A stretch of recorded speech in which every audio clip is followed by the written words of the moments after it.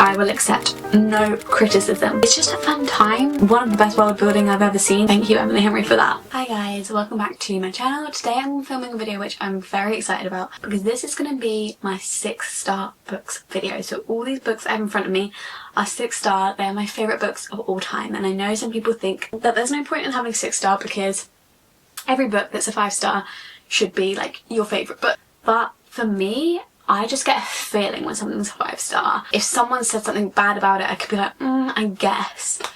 These books, I don't understand if someone says something bad about it. Obviously, every book is subjective. People can have their own opinions. The first book I have is A Good Girl's Guide to Murder by Holly Jackson.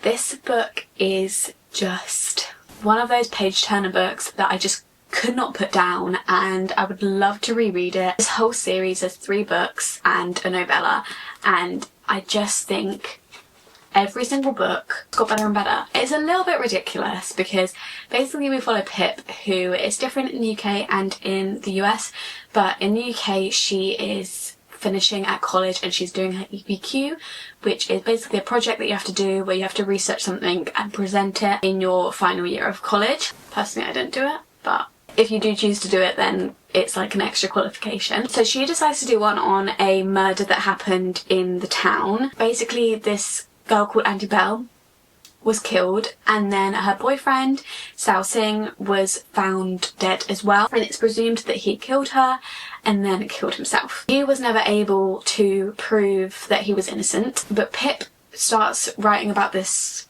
murder, and then she thinks, actually, I don't think that's what happened.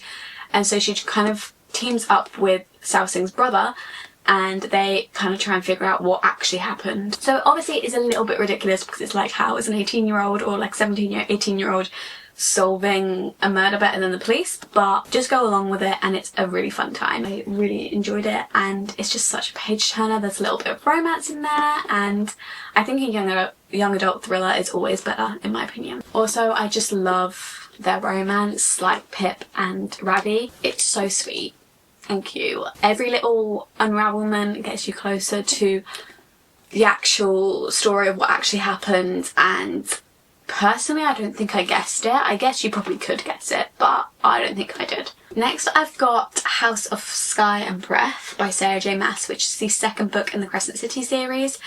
The whole Crescent City series could be a 6-star to me, but I like to just choose one from each series to be on my 6-star list, because otherwise my 6-star list will be so long if I put every single book and every single series that I love in it.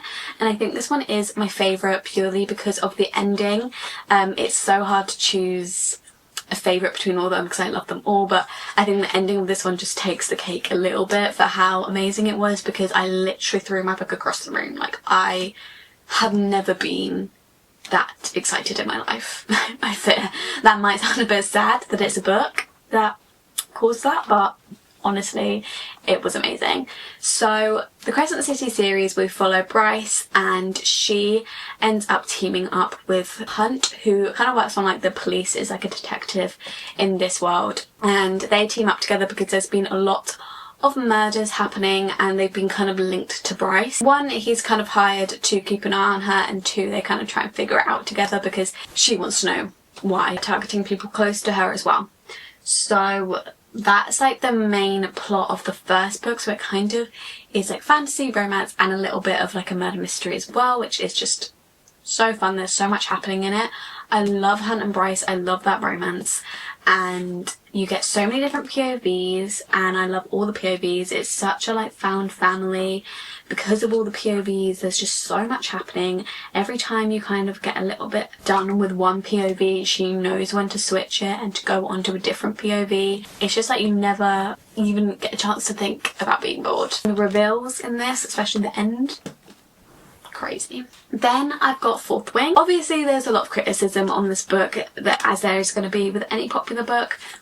I personally love it. It's just such a fun time, and I think people take books too seriously sometimes. Like, sometimes there are books that need to be taken seriously, and sometimes you are in the mood to read more of a serious book, but sometimes they're just a fun book. And honestly, it's just a fun time. Not every book needs to make you think.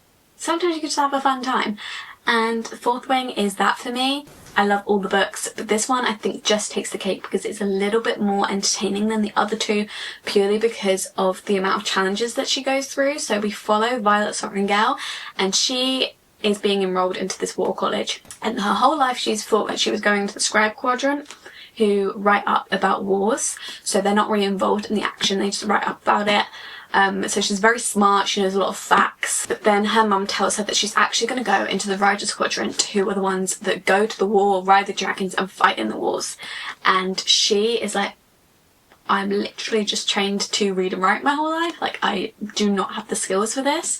And so you kind of follow her trying to get through all these challenges that they have in the first year of Asgarth College, so that she can A, not die, and B, get a dragon. And I think that those challenges are what make Fourth Wing my favourite out of the series, because I just think that those challenges are so entertaining. Isn't strong enough really to compete against these people who have been training their whole lives to go into the Red Squadron. So she has to like use her wits and kind of try and find other ways to win, and I really enjoyed seeing that. And obviously, oh my god, I didn't even mention the romance.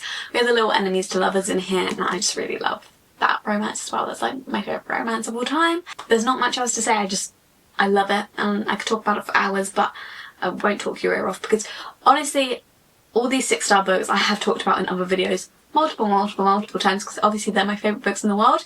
I just wanted to make a little video just to rave about them even more.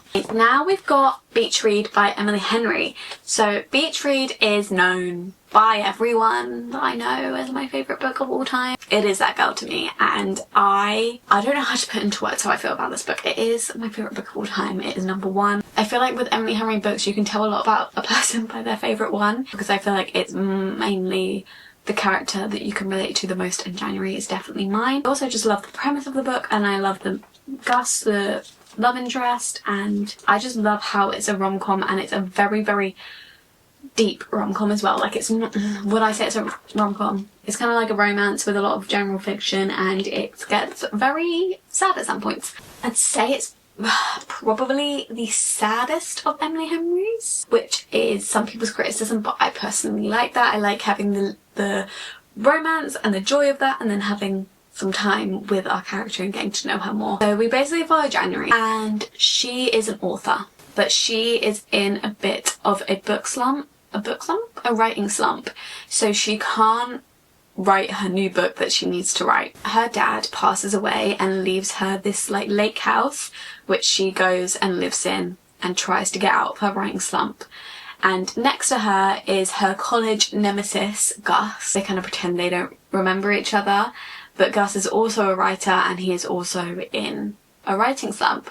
And so what they do is they decide that they're going to switch genres. January takes on Gus's genre, and Gus takes on January's genre. So January's is obviously rom-coms, and Gus's is more like literary fiction with quite sad subplots.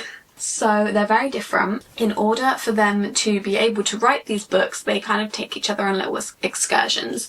So January takes Gus on like little rom-com dates, so like going to a carnival, going to a fair, out for dinner, and all these like different like excursions to try and teach him a bit more about romance. And then Gus takes January with him on his like depressing interviews with like cults and stuff.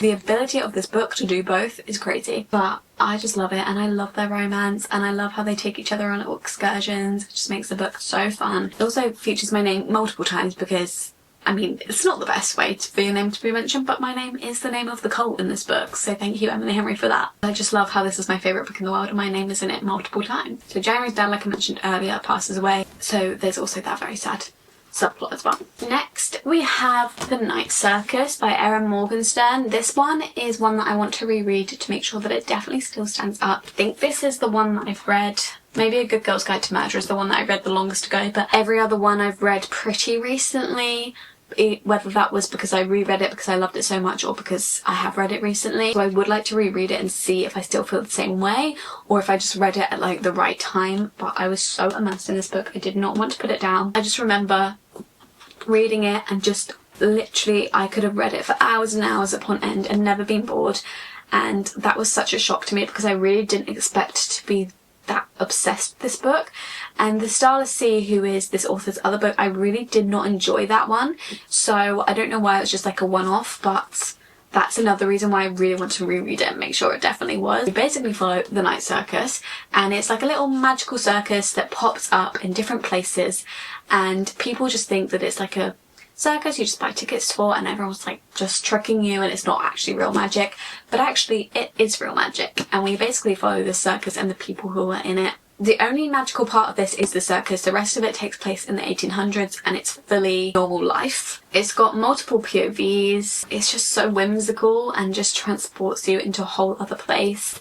And I just really enjoyed it. It's also a little bit of a romance, but it's kind of like a star-crossed lovers, because they are both trained up their whole lives so that they can fight each other in a battle to the death, like an duel to the death. So, and the final 6-star book I have is Vow of Thieves by Mary E. Pearson. So this is the second book in the duology that is Dance of Thieves, and I had a very hard time picking which one to put in my 6-star category, but I think this one just takes it. I just think because it like rounds it off nicely at the end. So we basically follow Cassie, and Cassie is kind of like a spy for the Queen, or like a guard for the Queen, and she's sent to spy on this outlaw family who Jace leads. And basically she goes over to their land and she pretends she's there for like a certain purpose. I can't remember what it was now, but she pretends that she's there for a certain purpose. She infiltrates the family. She's trying to find out as much about the family as possible